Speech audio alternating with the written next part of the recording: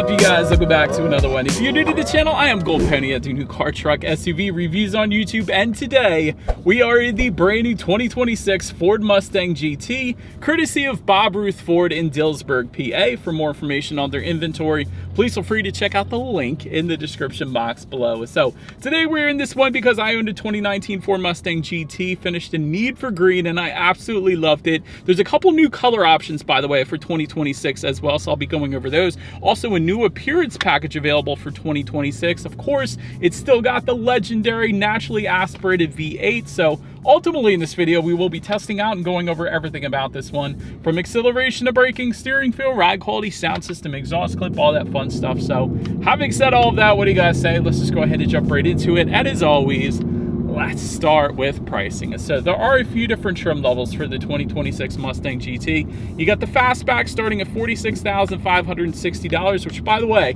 is no price increase for the 2026 model year. Typically, it's pretty substantial, so that's kind of nice to see. You got the premium fastback for $51,080, and then the premium convertible, that one is going to start at $56,580. But regardless of the trim level that you go with, the power plant on this thing is going to be the same. Powering the beast is a 5-liter naturally aspirated V8. This puts out 480 horsepower at 7,500 RPM. Oh, by the way, there's an active valve performance exhaust. That's going to bump that up to 486 horsepower. Then for the torque numbers, 415 pound-feet of torque, coming in at 4,900 RPM. Power sent to the rear wheels through a 6-speed manual with rev matching or a 10-speed automatic with paddle shifters. We got the 10-speed automatic with us here today. 0 to 60 time is going to come in at 4.3 seconds for the manual, 3.9 seconds then for the automatic. And by the way, you still got track apps. I'm going through that right now. I'm going to set up the acceleration timer for our little acceleration test later in this video, so that should be fun. But top speed 166 miles per hour. That's insanely impressive there, with MPG numbers coming in at 15 in the city, 24 in the highway, taking premium unleaded fuel. But so that before we do any kind of fun paddle shifter or acceleration test here in the GT, I did want to mention to you guys the drive modes. Drive modes will include normal, sports, slippery, custom, drag, and track, adjusting things like the shift points, the throttle response, the steering sensitivity, the suspension settings, the gauge cluster, and the exhaust note actually as well. So that's all a lot of fun. So let's go ahead and find a straightaway. Let's put the paddle shifters here to the test first, and of course, let's see how quickly these paddle shifters are going to react for us here. All right, well, guess we found our straightaway here in 3, 2, 1. Sideways, baby. Nice. Oh! They're still dang quick. I was going sideways the whole time there. That was wonderful.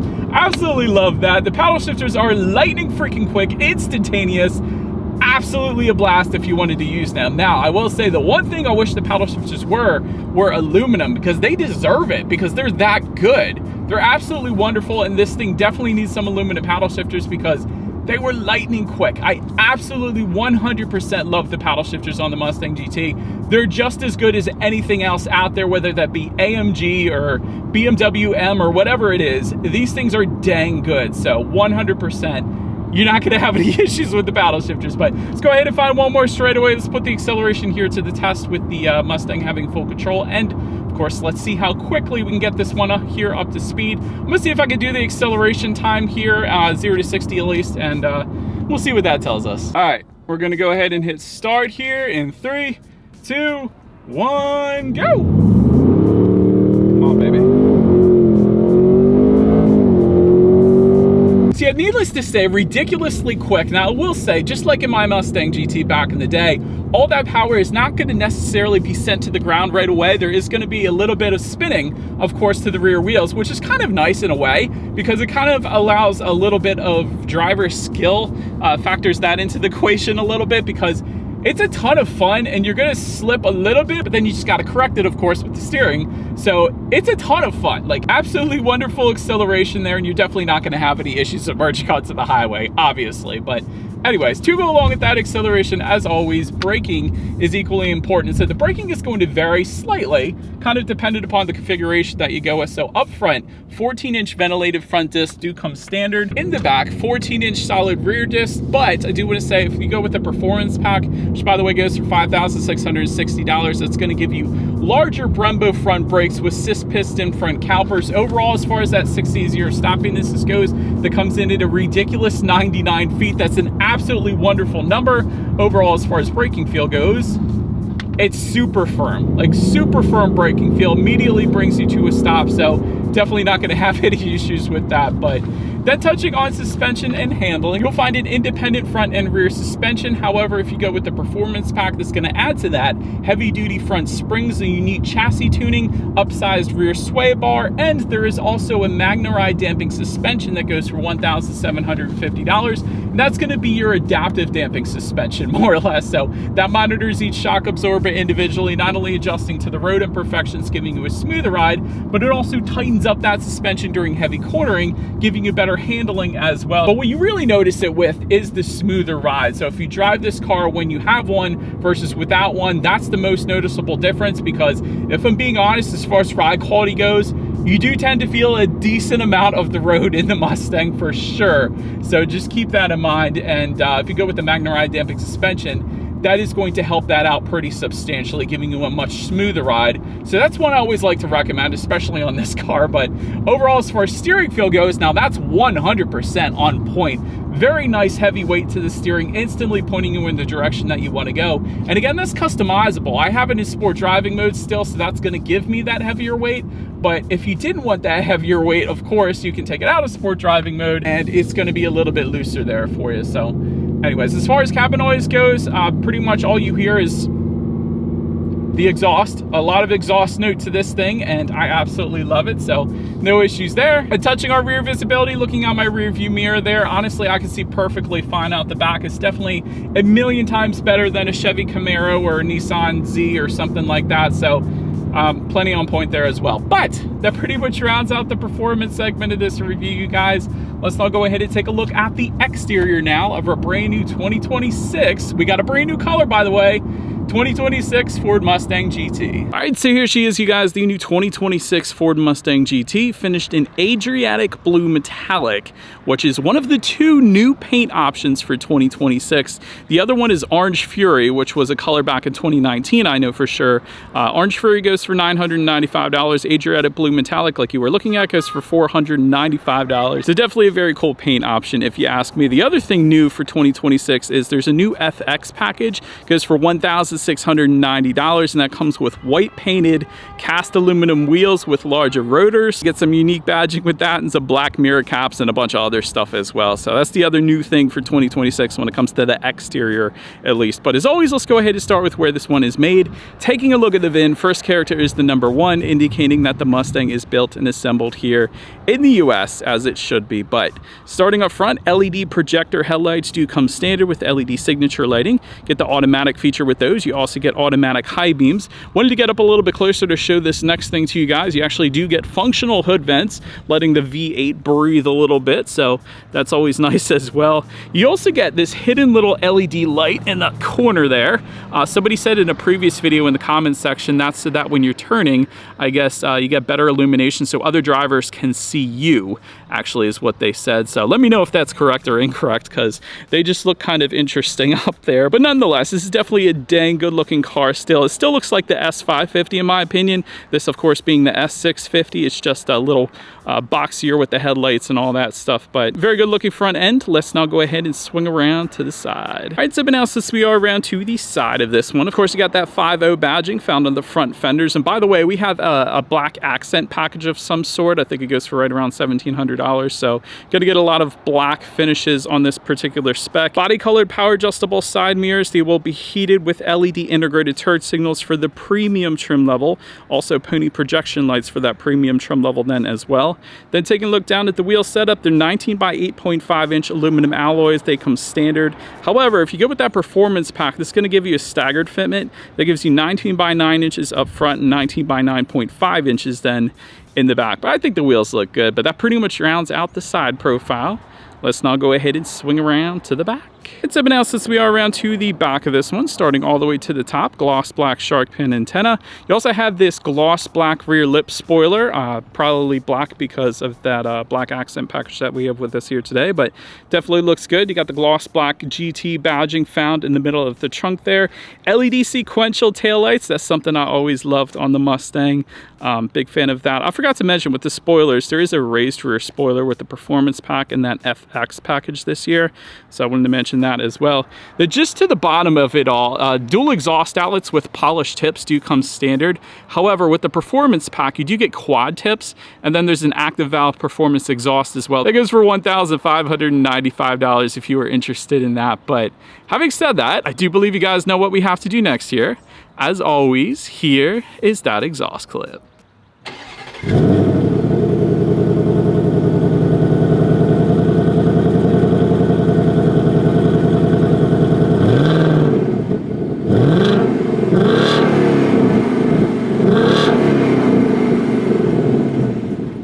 So now since we are around to the back of this one, when it comes to opening that rear trunk, there is a button on the key fob. You press that twice, but there is a button on the trunk then as well. But once opened up, cargo capacity comes in at 13.5 cubic feet for the fastback and then 11.4 cubic feet for the convertible. If that was not enough space, there is a 50-50 split, meaning the rear seats do fold down for quite a bit of extra space then if you needed it.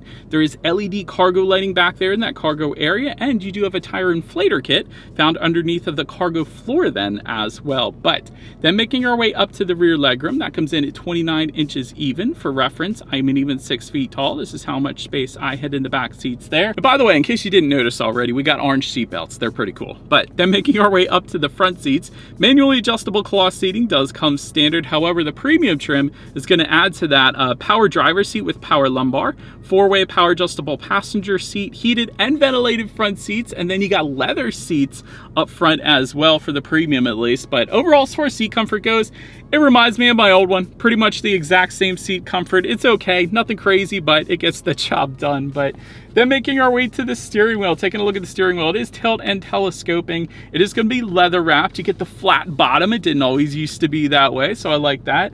And heated steering wheel does come with the premium trim level only, but 10 and 2 grips are perfectly fine. And the only thing I wish, again, is the paddle shifters would be finished in aluminum instead of plastic. But other than that, I do like the steering wheel. But now let's go ahead and make our way to the startup. Let me start by showing you guys the key here. Got your Mustang logo on the one side, then when you flip it over, lock, unlock, that button to pop the trunk there. ×2 button is going to be your remote start, so that's kind of cool as well.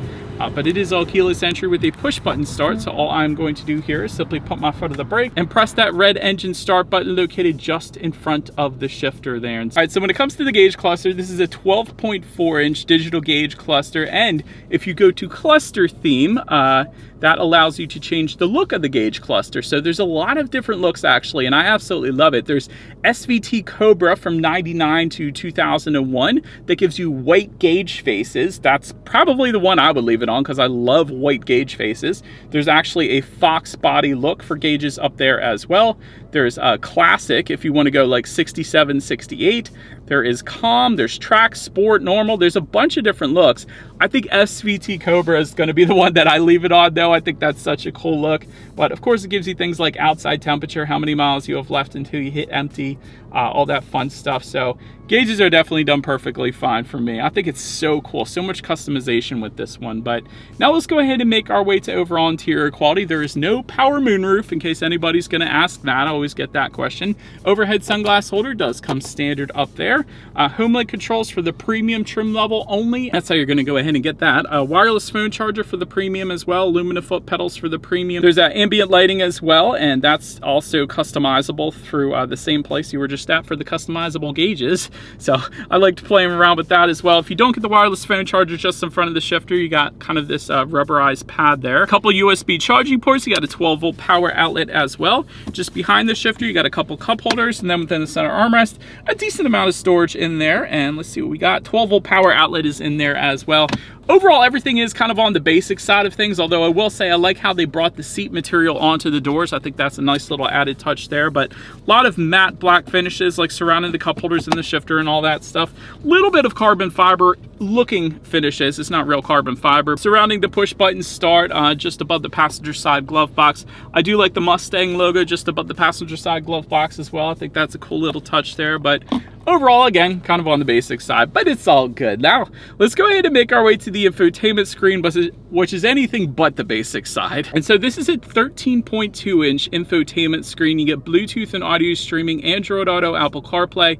Factory navigation system is going to be optional. You got climate control settings up there, ambient lighting settings, the gauge cluster settings, like I was saying, drive modes are up there, track apps are up there. You also got your radio information as well. So when it comes to the sound system, 6 speakers does come standard. 9 speakers are going to come on the premium trim level. So having said that, what do you guys say? Let's go ahead and turn on the radio. Let's see what we got playing this morning, and let's test out the clarity of this one. Honestly, it's not that bad for a 6-speaker sound system. I mean, it is still a 6-speaker sound system. There wasn't a ton of bass there. Clarity was okay. The weird thing is, though, just trying to find a radio station there, I did notice that the infotainment screen is a little bit glitchy. It's a little bit delayed.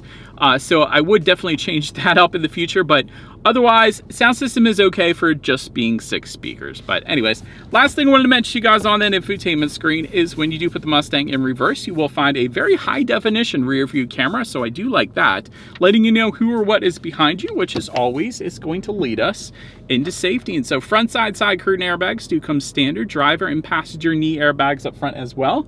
In the back, you got latch, aka lower anchors and tethers for children for the rear car seats, tire pressure monitoring system, but also coming standard, Ford Co-Pilot 360. That gives you a blind spot monitoring system with rear cross traffic alert, a pre-collision system with automatic emergency braking, adaptive cruise control, and some other stuff as well. So overall, when it comes to my final thoughts here of the new Mustang, amazing design and pretty darn cool new color as well, I gotta admit. Excellent performance in typical Mustang fashion there. I do like that little bit of a slide when you really get on the gas, a little bit of spinning and just counter steer to keep it straight. I think that's always fun, but great tech. Absolutely love the digital gauge cluster. They did an amazing job with that.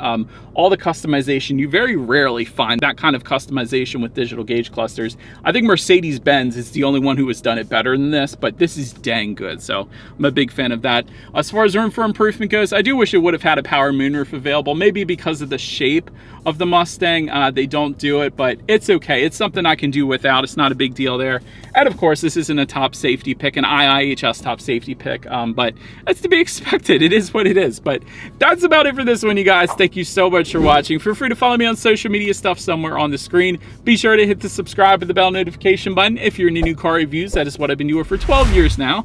I do appreciate you guys watching more than you know, and I will see you guys all in the next video. Stay gold.